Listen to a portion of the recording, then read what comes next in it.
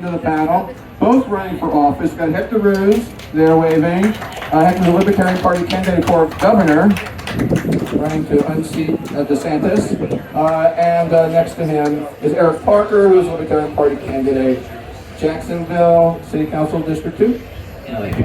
So welcome everybody in this awesome panel. What a group. What I like to do when I do these types of panels, state-oriented, is to just a little background, so just bear with me as I run down a little history and stats. By the numbers, Florida has one of the largest medical cannabis programs in the country. There are more than 700,000 registered cannabis patients in Florida. California leads the nation with most patients with 1.6 million, followed by Florida, Oklahoma, Pennsylvania, and Michigan. There are more than 2,800 doctors. Now my numbers could be slightly off. I did my research, but the numbers kind of jump around. There are more than 2,800 doctors and practitioners who can recommend cannabis to patients here in Florida. Certifications cost in the range of $75, must be renewed annually. There are 12 accepted conditions. They are cancer, epilepsy, glaucoma, HIV, AIDS, seizures, Crohn's, chronic muscle spasm, PTSD, ALS, Parkinson's, MS. And I asked the question, why so few?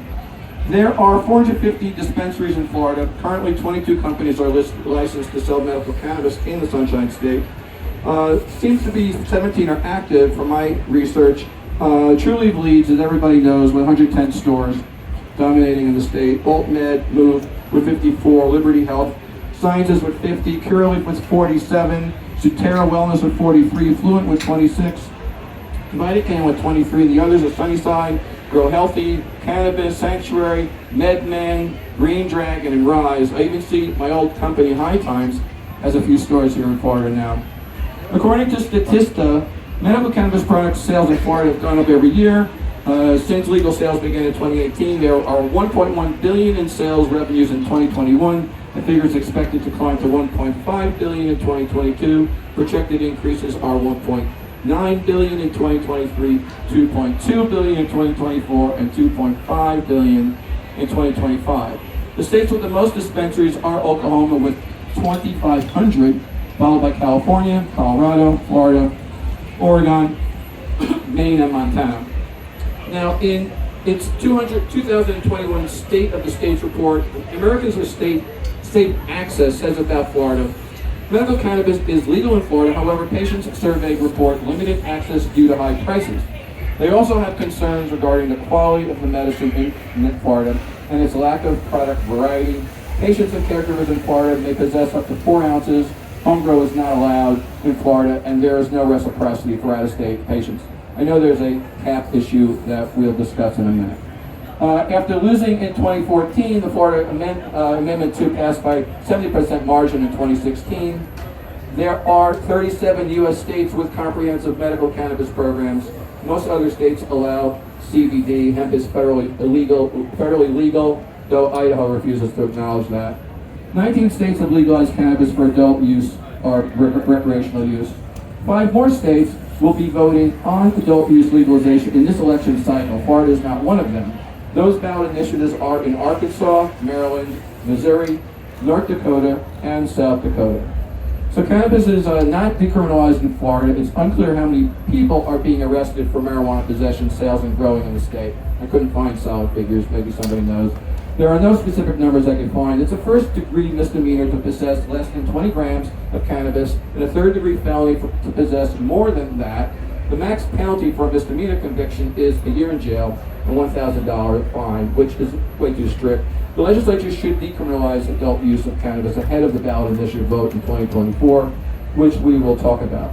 So now that overview out of the way, I kind of want to open to a series of sort of controversies that have embroiled the Florida medical cannabis industry. So we know that Florida is a huge medical cannabis market dominated by a relatively few handful of companies. That's due to the fact that only 22 vertically integrated companies have licenses to grow and sell legally in the state, despite promises by the Department of Health to double that number dating back to 2017, that more MMTCs, the Medical Marijuana Treatment Center licenses, would soon be made available. That has yet to happen.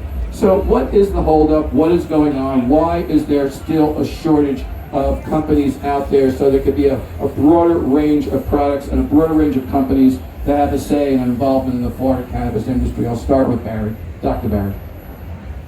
I mean, I'll take it. I mean, it depends, what answer, who you're talking to. I mean, they don't want more. I mean, surely the MMTCs that are in existence would rather keep the market, closed as long as they can. But on the political side, there's still a significant prohibitionist attitude in Tallahassee, and I think it does start with the governor on down. I mean, he's called cannabis smell putrid. He did give smokable, quote unquote, which we wanted to call whole flower access, everybody.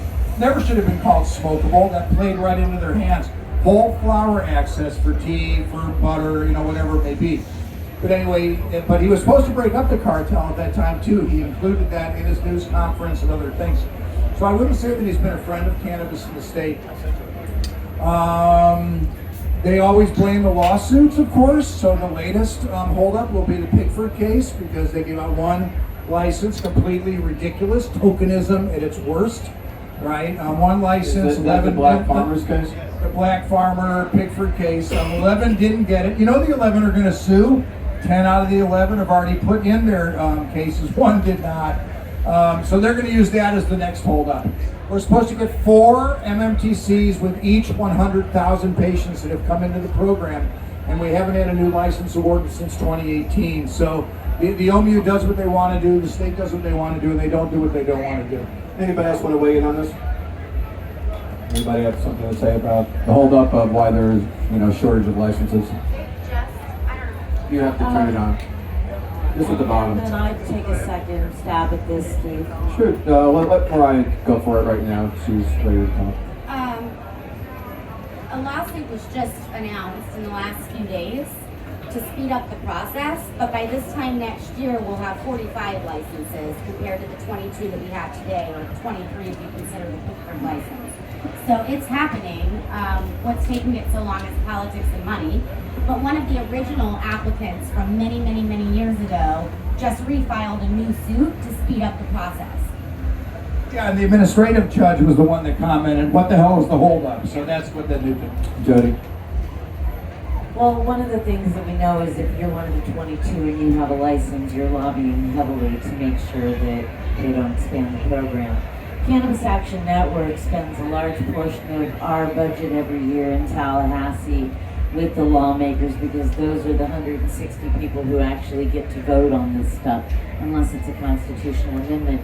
And one of the things I want people to be mindful of as we move into the next legislative session is that this is legislation that says that we get 4 licenses for every 100,000 patients, and that means with the stroke of a pen, that could go away and there could be no more licenses. So it's more important than ever if you are someone who is interested in the market and the marketplace that you get involved and you know what's going on. So in other words, 700,000 patients, or no? So what's that is the number of the line. patients? I mean, so that's a line in legislation. So that would be 28. No, they could go in tomorrow and say we're not going to offer any more licenses, and the governor could sign that bill, and there could be no more. So, I think Mariah nailed it. This is very political. It's a very political state. And we have to be vigilant to make sure that we are letting the governor know if more licenses are important, if more diversity is important, we can't be silent about it. Well, what do you think about this one? In August, Governor DeSantis said that the state should charge MMTCs more money. I mean, these are very valuable licenses, he stated. I would charge them an arm and a leg. I mean, everybody wants these licenses. Let's see, CBS News says companies pay $60,000 every 2 years to renew their licenses. Raising application renewal fees will be unfortunate, said lawyer Brady Cobb, founder and CEO of Green Century. What's an MMTC license currently worth, and how much does DeSantis want to charge for the right to operate in Florida? Anybody? I could do my best, Austin Powers. No, listen, 45 to $50 million. And of course the governor wants more. Listen, our big advantage in Florida is that we're an untaxed medical program. And it's one of the things that I tell everybody. When legal adult use comes to Florida is unclear, but what is clear is that it will be heavily regulated and taxed. So if you look at Illinois, 40% taxation, other states. So I tell everybody the offset of the cost of the card with a home grow option that I know Mariah wants to talk about, with job protections, right, for holding a medical card, with the use of cannabis in the hospital setting, nursing home, assisted living. You can't keep me off the transplant list if I hold a medical card. I have a list of 8 items, guys, at least, that preserves medical. But taxation is key. And that's the one thing that you know, is that no matter how it comes down, it's going to be taxed. Anybody else? Hello? Can you hear me now? You're still not kind of loud. You gotta press that little button down there, little clicky button, the gray button at the very bottom. You gotta use a nail. I think that it has to start with the voters. We put the people in office to do. I mean, a perfect for instance is the president. He got in because of people that smoke pot. Because there was such a close race, and all the promises that he made us, that he was going to legalize it, and he was going to make it so people of color and everybody was going to be treated the same on the deal, that everybody was going to be able to get free and get licensed and have opportunities like I had. An opportunity, can step forward to most people if they're willing to put in the effort to do it. And it's going to start with the people that are in charge of everything. And we put them there in charge of it. So if we don't put them there, and we put someone in there that we know, like I just spent some time in Washington. Our main focus was to make sure that all the younger people know not to vote, especially for the president, again, after all the promises he made. And he was going to let out 7,800 a couple of weeks ago. And if you read the fine print in the bottom, they're all still waiting. They're all losing sleep at night, thinking that they're going home tomorrow. And there isn't 7,800 in the federal system. There's 28,000. So it's like a dent on what's happened. And we put him there because we thought he was going to do something about it. Okay, so thank you on that, Richard. We will get back to that a little bit later. But let's continue with the discussion on, medical cannabis here in Florida. Another one that's sort of in the news, I'm going to throw this one to Jody, is in August, the Department of Health announced an emergency rule creating a 70-day total supply limit on medical cannabis. Now, a registered patient can only receive up to 2.5 ounces over a 35-day period, sets caps for all forms of delivery, meaning smoking, edibles, vaping. Several of our panelists were at the press conference organized by Nikki Fried that call for rolling back harmful dosage restrictions. Even Governor DeSantis opposes THC caps. What's going on here, Jody? Well, this is a national trend that we're seeing, Steve. I was really upset when I saw the cap in Florida, and then I realized that if you were a patient in Alabama, which is putting together their program right now, that your THC cap is 50 milligrams a day, and at 75 milligrams a day, you give up your driver's license. So, this is, right? So this is another one of those places where we have to be ever vigilant. And I think what we see here is a lot of bad science on behalf of people who have really loud microphones. And that's why we, as an advocacy organization, Florida Cannabis Action Network, encourage people to go with us to Tallahassee every year. Again, we spend a huge portion of our budget making sure that the voice of consumers is heard. And what we're missing is doctors, and I know we have a few, and the really good research that shows that these limits are going to work, because right now we are still hearing a whole new series of drug-free mania where you're going to have psychosis and it's going to have all of these adverse effects. And I'm going to do another plug for Florida Can, then I'm going to stop, Steve, I promise. And that is why Florida Cannabis Action Network is doing our Safety First campaign to help people get really knowledgeable about what they're doing and help other people get into this, because we want to really keep down those adverse reactions going to the hospital. It's really hard for me to go to lawmakers and say, look, this stuff is lovely. And then they go, but look, 72 people got too high last week and went to the hospital.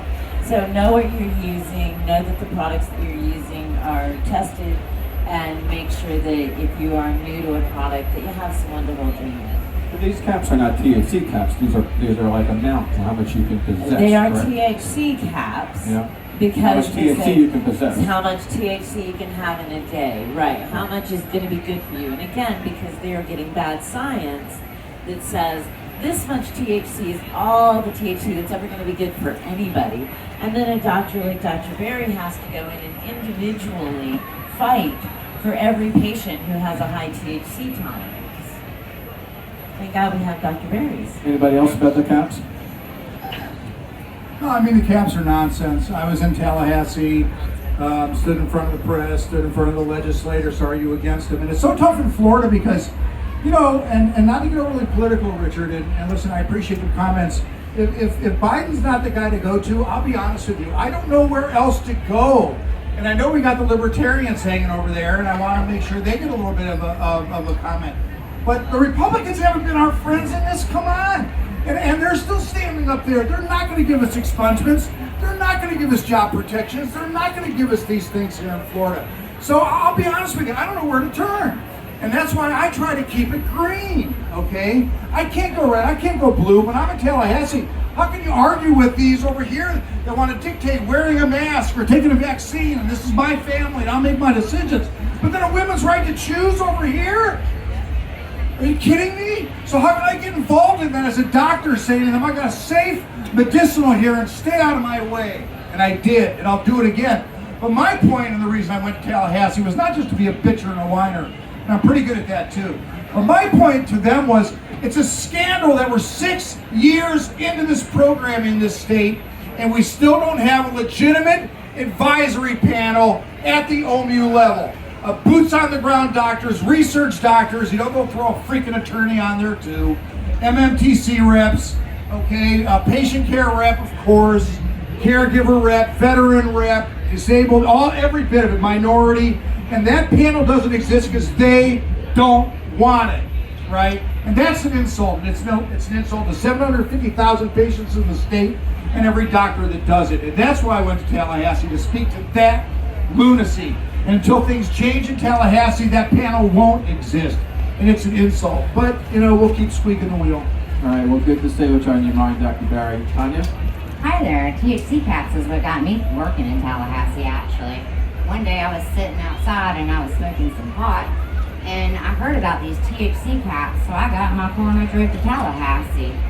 I got really mad because of these THC caps, it would make people like me who are dependent on getting money from, as a veteran, a certain amount of money every month, not being able to afford my medicine. I was like, this is bull, you know. This THC cap meant that I have a high tolerance because I use my medicine every day. This isn't something I use for pleasure. This isn't recreational. This is my medicine.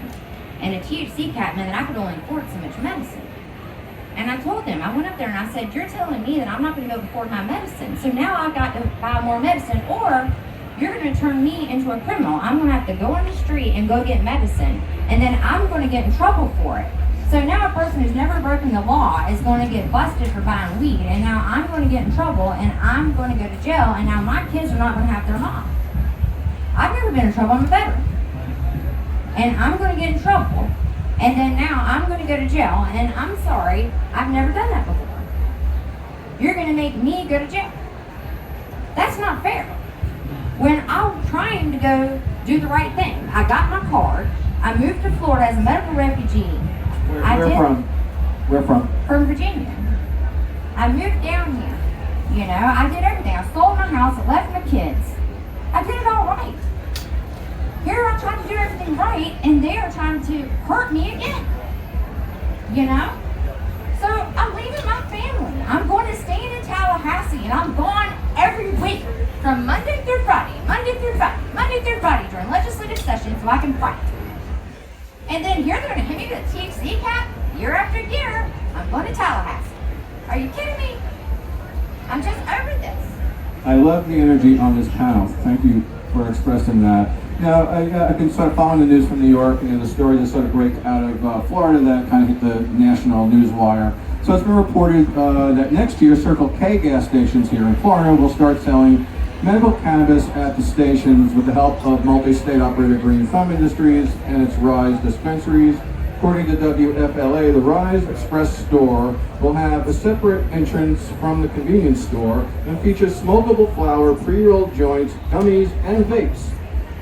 So I know this is sort of maybe a little bit disputed, but you know, whether this is really happening or not, but is this sort of mass marketing of medical cannabis a good thing for patients? Anybody? Jeffrey, are you on? Just click the Access is key. Access is key. I mean, you know, the first True Leave in North Fort Myers for me was a seedy place to go.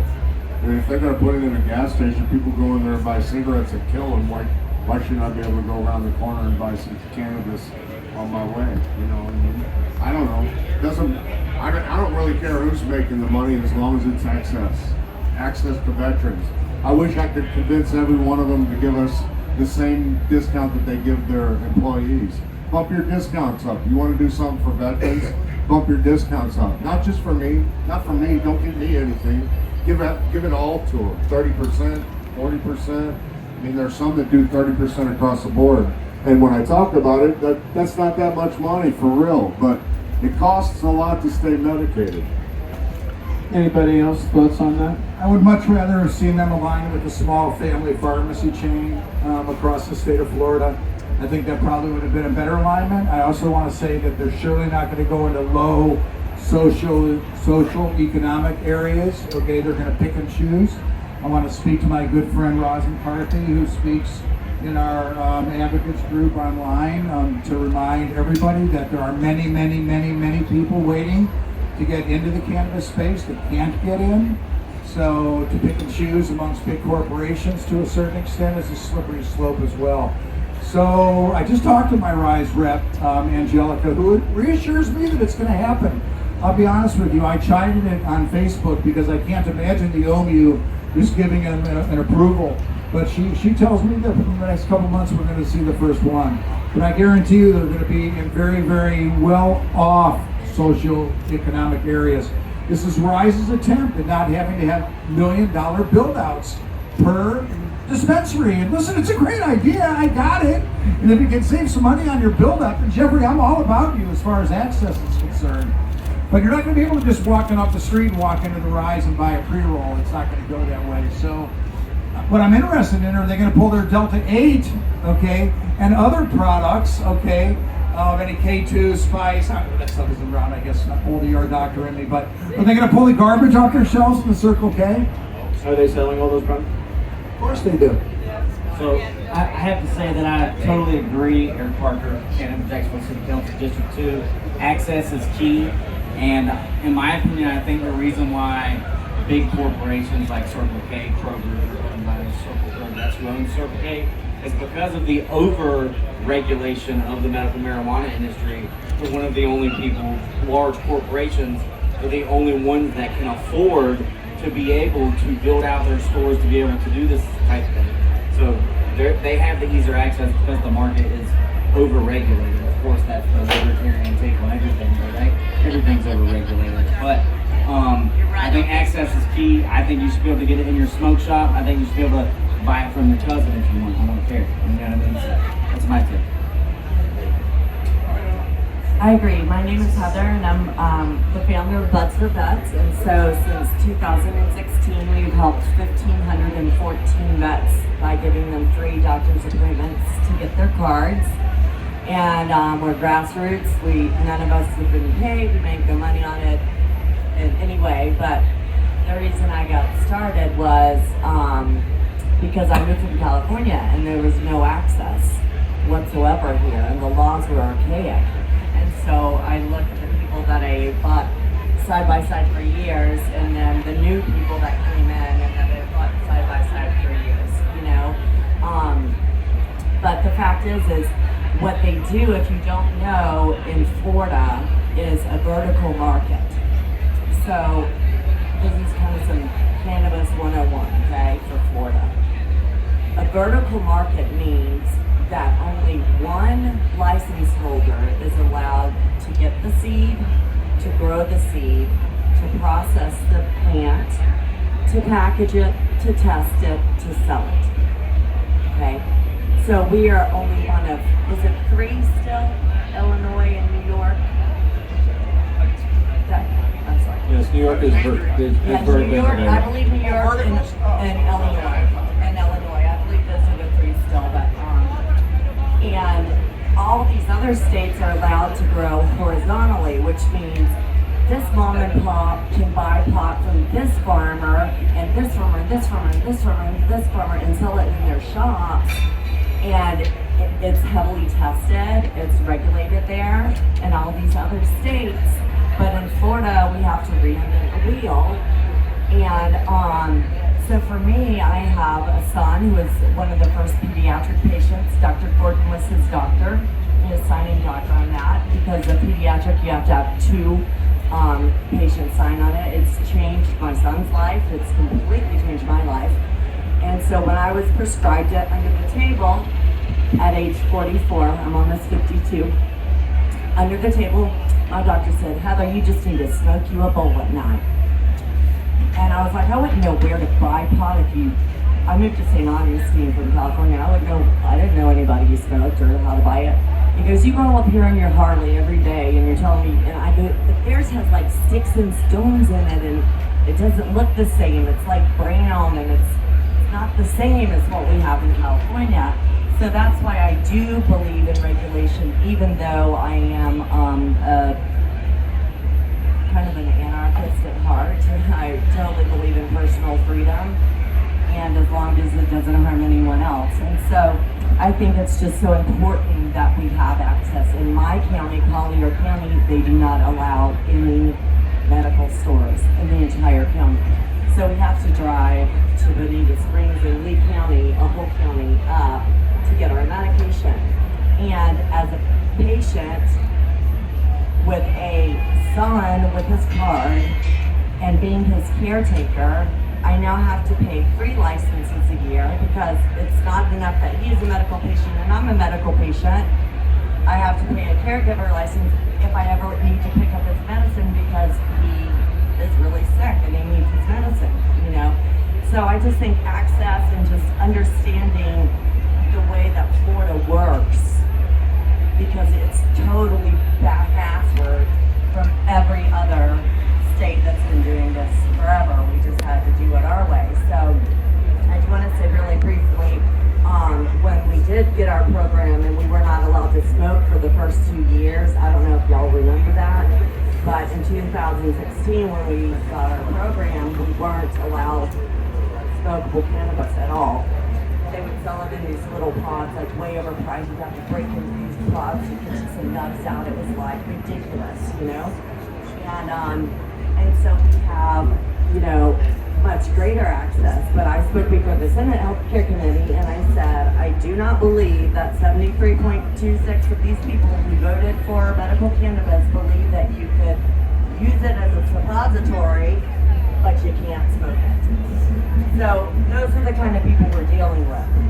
So I think it's important to get locally, get to know your county commissioner, get to know your government officials locally, because they say to every one phone call to every one person who writes a letter is worth 300 phone calls to that politician. So get to know, do you know who your state rep is? Do you know who your house rep is? Because those are the people that you can personally make a difference with. Thank you, Heather. Can I put in one thing really quickly? We're good. Because Heather started talking about what vertical integration meant, I want to point out that there's going to be a lot of conversation over the coming years about legalization. And for the most part, when we talk about legalization, we are talking about the mechanism by which we sell marijuana. That's who gets to sell it, who gets to buy it, where you get to have it. That's kind of how we build regulation. you want to make sure that at the end of the day, no one goes to jail for possessing a plant. No one goes to jail for gardening in their backyard and doing something that they and their family and their conscience thinks is the right thing for them. So while we talk about legalization, and that's important to people who want to make money, let's never forget the people who need to use it. All right, so I'm going to transition from that wonderful statement to, to steer a little bit back to Richard Delisi here, who really went through it, spent almost 40 years in jail. Richard, tell us your stories for those people here in the crowd who don't really know what you went through. Just break it down for us, in a short version. My name is Richard Delisi. I spent 32 calendar years in a maximum security prison for a nonviolent marijuana charge. That's what I went to prison for. Now, I'm lucky enough because of Last Prisoners Project and Freedom Grow and all these organizations that are trying to get people out of prison that are there, that no one has really talked about at this table. My goal, I'm in the business now, but my main goal in life is to make sure that all 44,000 people that are still in prison get home. That's why I'll jump on a plane in the morning and I'll go to Washington, D.C. if I have to. I'll jump on the plane and I'll go to Tallahassee if I have to. They know that I'm not afraid of them. They know we're coming. And it's happening so rapidly, we don't even know how fast it's coming yet. But it's coming, and it's coming fast. And they're gonna have to do something about it if they want to go anywhere in this country, with anything. That's what I have to say about it. What happened to you, though? How did it sort of go down? What happened to me? How did I get arrested? Yeah, I got arrested by trying to collect a debt from someone that owed me some money that set me up, and I went to prison for it. A good friend of mine who was working with the FDLE, Florida Department of Law Enforcement. So, just recently, there were protests at Washington, D.C. Were you at the protest for Absolutely. Me and the SSDP, Steve D'Angelo, SSDP, DC, MJ? Red Man was there, M1 was there. And this was a protest over, cannabis prisoners being in jail to begin with, like you said, 40,000+, and also a reaction to President Biden's, call for, statement that of a mass pardon for 6,500 He didn't people. make that statement just once. That was what he ran on. He ran Right, on. I know. It was, reminding people that Biden had said nobody should be in jail for marijuana. Right. So, but, that's not quite what he And did. no one should have a record for it either. Right. So, we could debate, I guess discussion is two things here. A month ago, Biden gave pardons to 6,500 people with federal convictions for simple possession, urged state governors to do the same, and called for marijuana's #1 scheduling to be reconsidered by the Justice Department. So, what do people think of these actions? And, is that enough, or is that at least a good starting point for someone who really wasn't on our side over the years? At least he's making a pivot in the direction of trying to deal with these issues, even if it's not quite what we would like to see. It's only one step in 1,000. Right. One step in 1,000. Now, there's other on the panel who might not feel as strongly as you, may feel, hey, it's the right thing and it's the right move. You went through it, so you know it's not enough. But my feeling about it, I'm just going to say, is that for all of us who are in the know, in the community, been fighting the fight, it's not enough. But the average American, they see Biden stepping that direction. That's good news.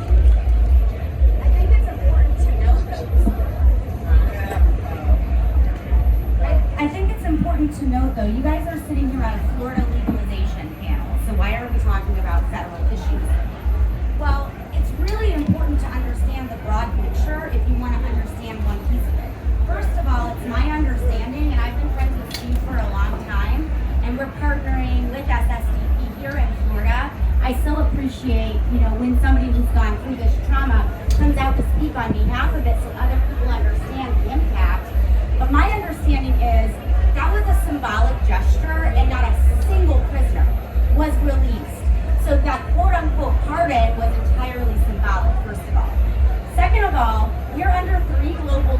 that do not allow us to or reschedule. And when you see these PR stunts of bills being introduced in DC, if more people were aware of those facts, they couldn't get away with those PR stunts, right? So with those global treaties, we can deschedule to Schedule 2. The DEA continuously cites that they have to deny petitions for rescheduling and cannot, based on global treaties, reschedule past 2. So when you're talking about federal issues, understanding where we are as a state, and when over half of the states, this is a conversation that's gone on for decades, right? When over half of the states go medical, and now half of the states are going to go rec. If we don't start addressing the big picture, global treaties and federal issues, then Florida's really never going to be. It's been baby steps. It was a low THC bill, then it was medical under Amendment 2. Then it was no smoking, and that ban was lifted. So it has been baby steps, but it's a huge picture. Thank you. I just want to mention something about the statements about President Biden. And she's right, it's symbolic. There's not one prisoner in federal prison for simple possession. It does not exist. I was one myself for 27 years. I was given a life sentence in 1988. And now I'm out on a freedom row, and thank you, Richard, for doing all that you do. We want to bring everyone home, because when you lock up a person for a flower or plant solely wrong, you lock up the family. And why are we talking about federal issues? Because it's nationwide happening. We just had a couple, a husband and wife, get out of prison here in the state of Florida 3 weeks ago. He did 5 years, she did 6. It's sad, it's still going on. It was symbolic. It didn't do nothing but one good thing. It did raise the conversation. People are talking about it, and that is good. And for the states to bring them people out with simple possession, there are people that are still in jail. There's people in Mississippi for 2 ounces doing 18 and 20 years. It's ridiculous. We have prisoners for several pounds of weed doing 40 years in prison. So thank you for bringing the conversation up. Peace out. Anybody else on this, this discussion of Biden's plan? I mean, the pros or cons. Do you see it as a positive or a negative? Yeah, from the medical standpoint, the most important thing is the de-scheduling of the plant. Completely off the schedule, which will free things up for research, right? So don't be confused. It can be very slippery slope if we allow rescheduling into 2 or 3. Gives control back to pharma, and that's not a good thing. I'll say as a candidate for governor, I've seen other governors, both Republicans and Democrats, make far stronger gestures in terms of commuting sentencing and pardoning victims and actually having a single person released, far more than what we've seen from this president. I see the frustration at this table. I understand people have better access to aspirin than they do to cannabis, and it's both natural. So what we have here is a distrust of powers, of political power brokers and of their politicians, you notice the difference, that have basically promoted a prohibition practice for the last 80 years.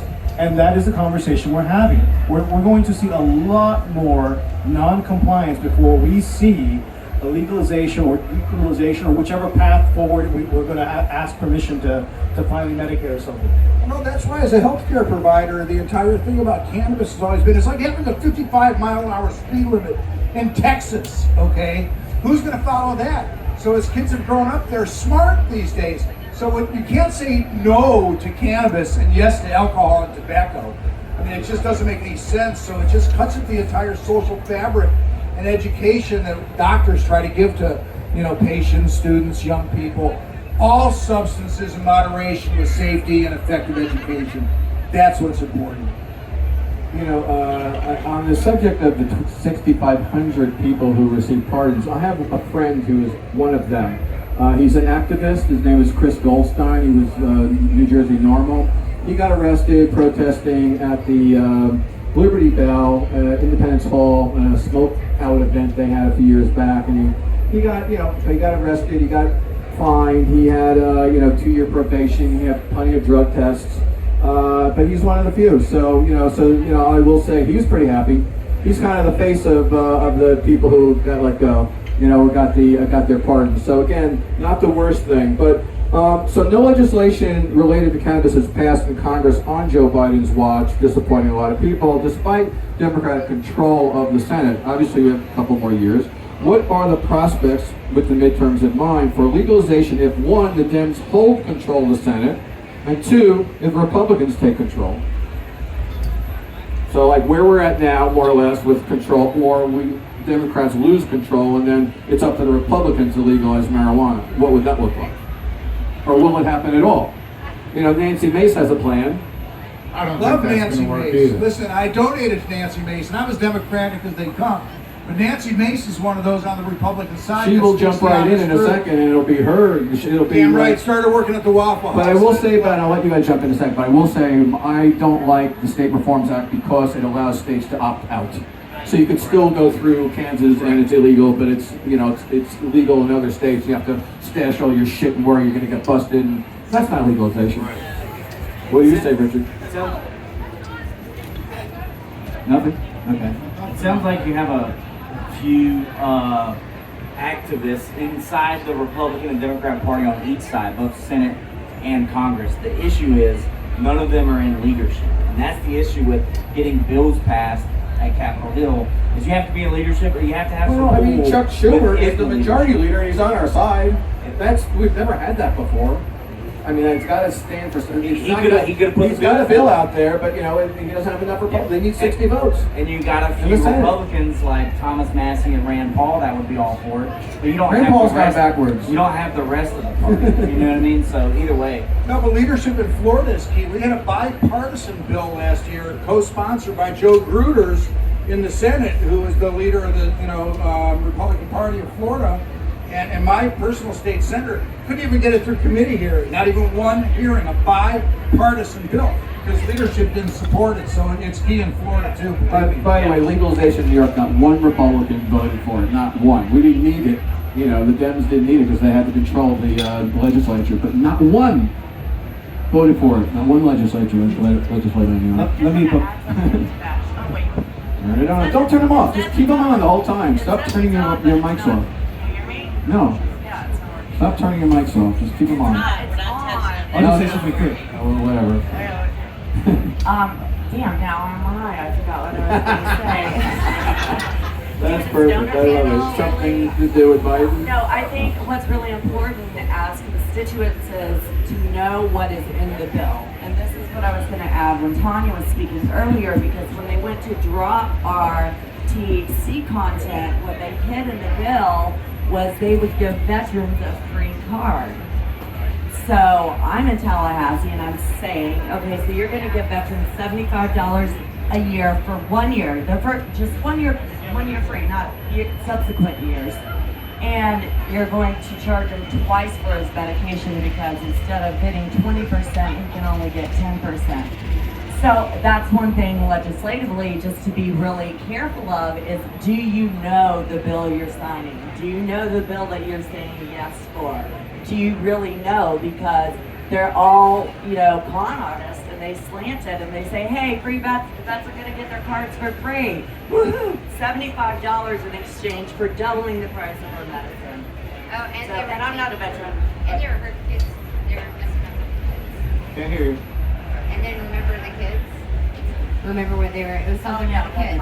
All right, so we have a 5-minute, kind of thing. So I'm going to go down the line, let everybody have something to say. Say, like a final statement, say whatever you want, promote your stuff, whatever you want to say. Fortunately, we didn't get to really talk about legalization here in the state of Florida as far as recreational, but it's on the ballot for 2024, correct? All right, everybody know that. Vote for weed in 2024. Jody. FLCAN.org. Because at the end of the day, you still have questions. And at the end of the day, if you want to get to these people, you get there. 30 seconds each person. And we think that the most important person in the conversation is the consumer. And we want to help you become the best advocate you can be. And if you've got a truth about this, we want to help you speak it. Jeff, come back to us. Thank you. 30 seconds, final statement. There are 22 veterans a day that die from suicide. They don't count on accidental or on purpose failure to thrive, overdose from opioids or harmful pharmaceuticals like medication they put you on for PTSD. Cannabis saves lives. I raise money to help veterans get their doctor's appointment for free and pay the $77.75 for those who need it.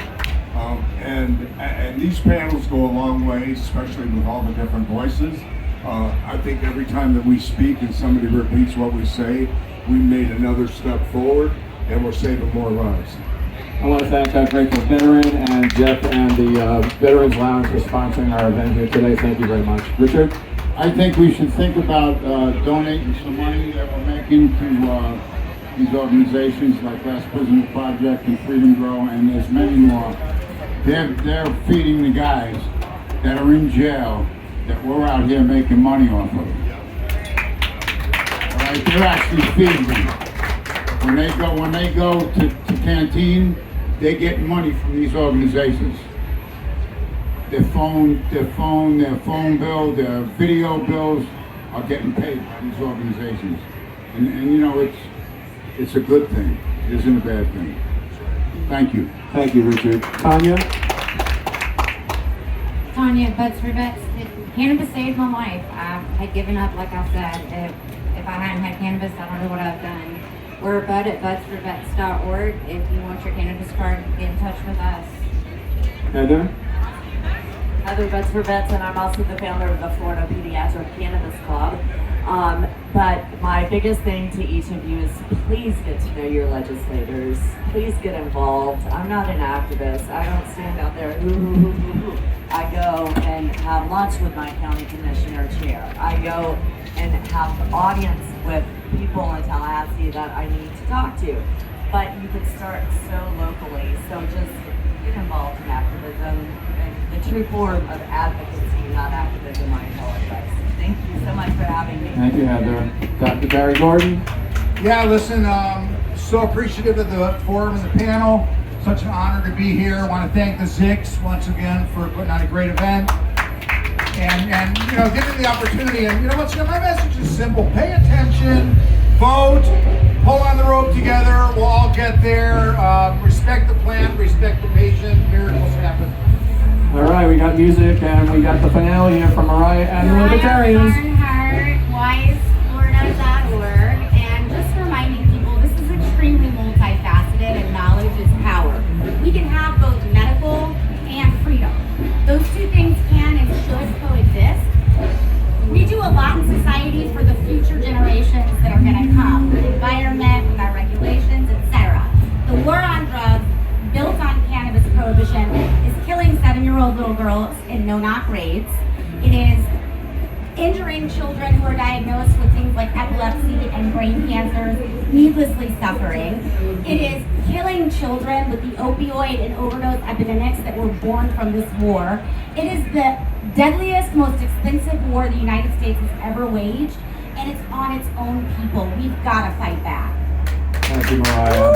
And Eric Parker and Hector Ruse, the Libertarian candidates here in Florida. Visit ericparkerforjax.com. Also, get involved locally in your local politics. Get to know your elected officials at city council, your sheriff. We had a Q&A the other day with a Democrat candidate. Ask the difficult questions. Get the real answers. Know how they really feel about enforcing laws.